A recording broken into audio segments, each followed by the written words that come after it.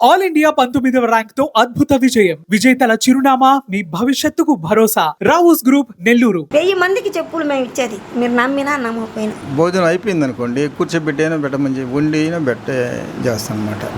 నెల్లూరు జిల్లా అల్లీపురంలో మానవత్వానికి చిరునామాగా నిలిచిన ఓ మహోన్నత దంపతులు కుసుమాంబ, రాఘవయ్య గారు. గోదావరి జిల్లాలో డొక్కా సీతమ్మ గారి గురించి ప్రతి ఒక్కరికి తెలిసిందే కదా. మన నెల్లూరు జిల్లాలో అలీపురంలో ఎడవల్లి కుసుమాంబ గారు 15 సంవత్సరాలుగా ఎన్నో మంచి కార్యక్రమాలు చేస్తున్నారు. ప్రస్తుతం మనం ఎడవల్లి కుసుమాంబ గారి ఇంటి దగ్గర ఉన్నాము. మరిన్ని విషయాలు తెలుసుకుందాము. ఆకలితో వారి ఇంటి గుమ్మం దగ్గరకు వచ్చిన ప్రతి ఒక్కరికి అన్నం లేదు అనే మాట వారి నోట వినిపించదు. ప్రతిరోజు ఎంతో మంది పేదలు, గిరిజనులు, అనాథలకు ప్రేమతో భోజనం పెట్టి ఆకలిని తీర్చుతున్నారు.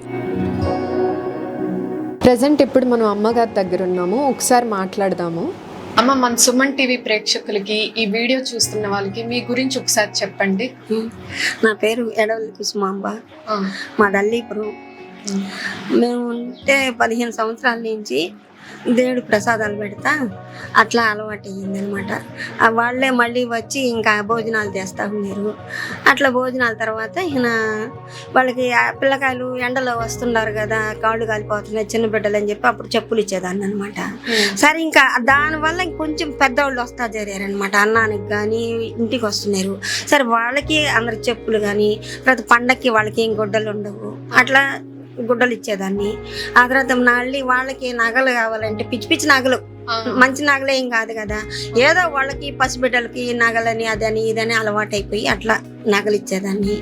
ఇంకేముంది, ఆ చెప్పులు అట్లా ప్రతి ఒక్క వస్తువు వాళ్ళకి అవసరము అనుకున్నాయి. ప్రతిరోజు అన్నానికి మాత్రం వాళ్ళు వస్తారు, వండి పెట్టేదాన్ని అంతే. తర్వాత వీటికి అన్నిటికి కూడా మా పిల్లకాయలు ఇస్తారు డబ్బులు. నాకు 3 పిల్లకాయలు. ఒక అమ్మాయి వచ్చి నెల్లూరులో ఉంటుంది, ఒక అమ్మాయి హైదరాబాద్ లో ఉంటుంది, ఒక అబ్బాయి వచ్చి అమెరికాలో ఉంటాడు. వాళ్ళు 3 కలిసి నాకు డబ్బులు ఇస్తారు. నా ఖర్చులకి డబ్బులు ఇస్తారు. అవేంటంటే ఇంకా నాకు వీళ్ళకి పెడతా అంతే. భగవంతుడు నాకు ఇచ్చిన వరము ఆ అమ్మనే నాకు సహాయం చేసింది. కానీ నేను సంపాదించకపోయినా భగవంతుడు నాకు ఇచ్చిన వరం ఇది. మనిషిలో మానవత్వం ఇంకా బ్రతికే ఉందని నిరూపిస్తున్నారు. అంతేకాదు, అవసరమైన వారికి మందులు, పేదలకు చెప్పులు, వానకి గొడుగులు, చీరలు అందిస్తూ సేవా కార్యక్రమాలు కొనసాగిస్తున్నారు.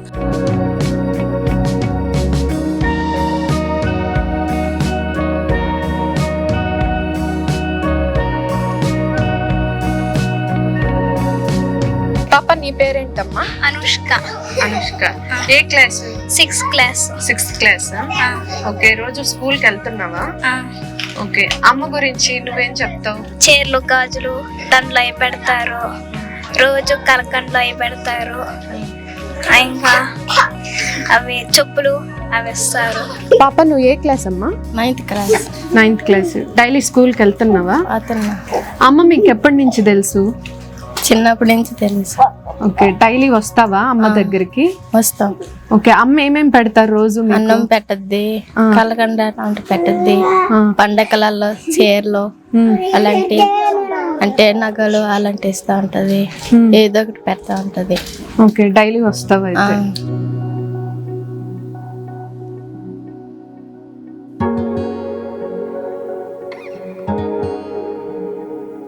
వచ్చిందేలే, మనకి ఇష్టంతో చేస్తున్నాం కాబట్టి మనకు బాధ అనిపించదు. ఇంకా రావాలా పెట్టాలనిపిస్తుంది తప్ప మనం కష్టంగా చేయం కదా. చేసే పని ఇష్టంతో చేసినప్పుడు మనకి సంతోషంగా ఉంటుంది, వాళ్ళకి సంతోషంగా ఉంటుంది, తృప్తిగా తింటారు ఎవరైనా. 1000 మందికి చెప్పులు మేము ఇచ్చేది, మీరు నమ్మినా నమ్మకపోయినా. బండ్లు వేసుకొని, స్కూటర్లు వేసుకొని వస్తారు అట్లా అనమాట. అంటే అప్పుడు చిన్నపిల్లకాయలకి ఇచ్చేదాన్ని. ఫస్ట్ మాత్రం చిన్నపిల్లకాయలకి బడిలో కాళ్ళు కాలుతాయి కదా వాళ్ళకి, అందుకని వాళ్ళకి చిన్నపిల్లకాయల నుంచి పెద్దోళ్ళ దాకా అలవాటైంది. కానీ ఫస్ట్లోనే అందరూ ఊరంతా నేనేం పంచిందని కాదు, ఫస్ట్ మాత్రం వాళ్ళకి ఏది పెట్టినా వాళ్ళ నుంచి అమ్మని నాకు భగవంతుడు బాలా త్రిపుర సుందరి రూపంలో ఆ తల్లి నాకు అనుగ్రహం ఇచ్చింది. నా బిడ్డలను చూసుకుంటుందని నన్ను కూడా కాపాడింది ఆ తల్లి.